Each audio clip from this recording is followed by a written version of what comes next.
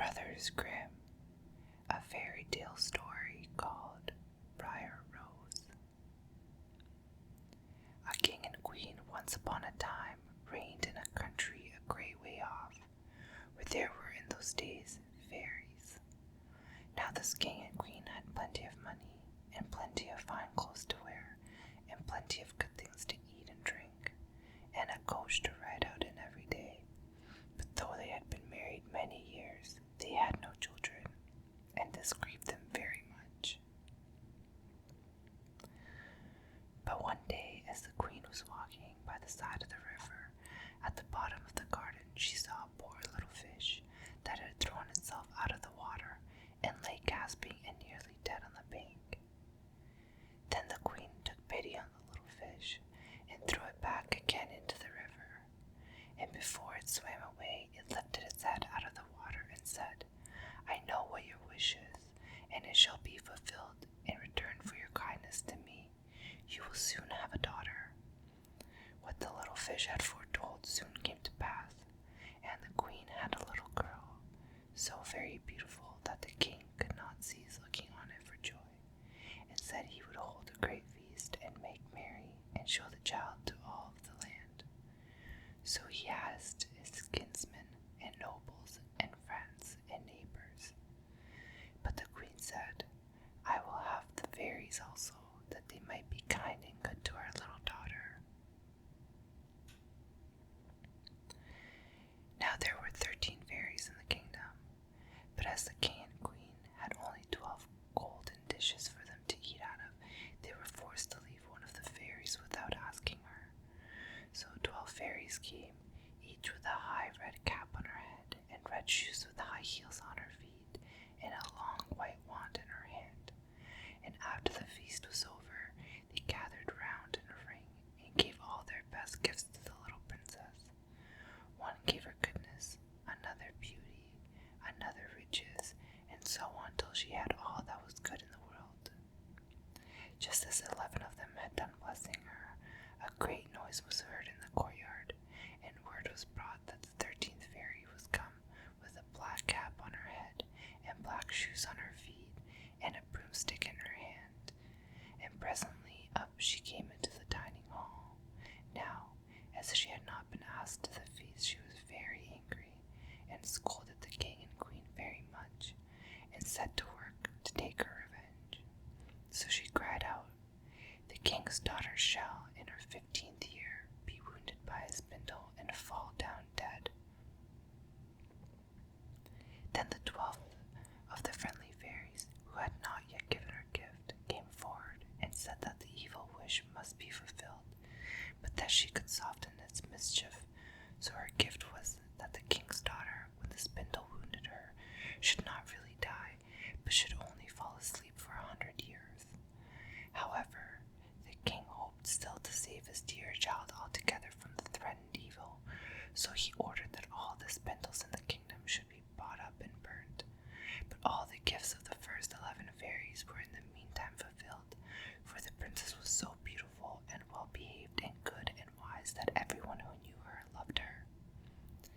It happened that on the very day she was 15 years old, the king and queen were not at home, and she was left alone in the palace.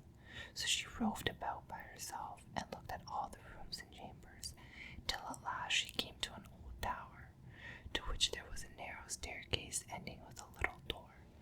In the door there was a golden key, and when she turned it, the door sprang open, and there sat an old lady spinning away very busily. "Why, how now, good mother," said the princess. "What are you doing there?" "Spinning," said the old lady, and nodded her head, humming a tune, while buzz went the wheel. "How prettily that little thing turns round," said the princess, and took the spindle and began to try and spin. But scarcely had she touched it, before the fairy's prophecies was fulfilled. The spindle wounded her, and she fell down lifeless on the ground.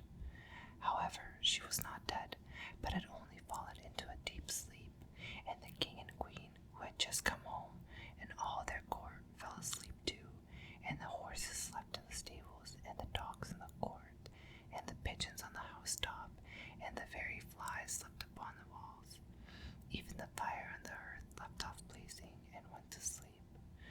jack stopped, and the spit that was turning about with the goose upon it for the king's dinner stood still, and the cook, who was at that moment pulling the kitchen boy by the hair to give him a box on the ear for something he had done amiss, let him go, and both fell asleep. The butler, who was slyly tasting the ale, fell asleep with the jug at his lips, and thus everything stood still and slept soundly. A large hedge of thorns soon grew round the palace, and every year it became higher and thicker, till at last the old palace was surrounded and hidden, so that not even the roof or the chimneys could be seen. But there went a report through all the land of the beautiful sleeping Briar Rose, for so the king's daughter was called, so that from time to time several kings' sons came and tried to break through the thicket into the palace. This, however, none of them could ever do, for the thorns and bushes laid hold of them as if it were with hands, and there they stuck fast and died wretchedly.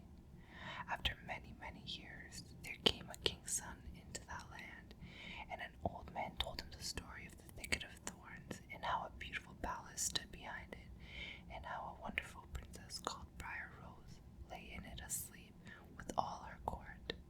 He told, too, how he had heard from his grandfather that many, many princes had come and had tried to break through the thicket, but that they had all stuck fast in it and died. Then the young prince said, "All this shall not frighten me. I will go and see this Briar Rose." The old man tried to hinder him, but he was bent upon going. Now that very day the 100 years were ended, and as the prince came to the thicket, he saw nothing but beautiful flowering shrubs, through which he went with ease, and they shut in after him as thick as ever. Then he came at last to the palace, and there in the court lay the dogs asleep, and the horses were standing in the stables, and on the roof sat the pigeons fast asleep, with their heads under their wings. And when he came into the palace, the flies were sleeping on the walls, the spit was standing still, the butler had the jug of ale at his lips, going to drink a draught. The maid sat with a fowl in her lap, ready to be plucked, and the cook in the kitchen was still holding up her hand as if she was going to beat the boy. Then he went on still farther, and all was so still that he could hear every breath he drew, till at last he came to the old tower, and opened the door of the little room in which Briar Rose was, and there she lay, fast asleep on a couch by the window. She looked so beautiful that he could not take his eyes off her, so he stooped down and gave her a kiss. But the moment he kissed her, she opened her eyes and awoke, and smiled upon him, and they went out together, and soon the king and queen also awoke, and all the court, and gazed on each other with great wonder, and the horses shook